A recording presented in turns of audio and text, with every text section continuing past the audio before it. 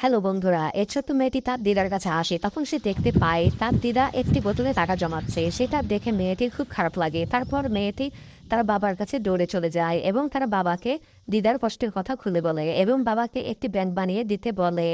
তখন তার বাবা একটি কাঠ নিয়ে ব্যাংক বানাতে থাকে। বন্ধুরা, তুমি যদি তোমার দিদাকে ভালোবাসো তাহলে অবশ্যই আমাদের চ্যানেলটিকে একটি লাইক সাবস্ক্রাইব করে দিবে। দেখো বন্ধুরা, কত সুন্দর নকশা করে ডিজাইন করে কাঠ কাটছে। তারপর দেখো কত সুন্দর একটি ফুটবল তৈরি করে। তুমি দেখে অবাক হবে, এত সুন্দর করে কাঠ দিয়ে ফুটবল তৈরি করা যায় তা অসম্ভব।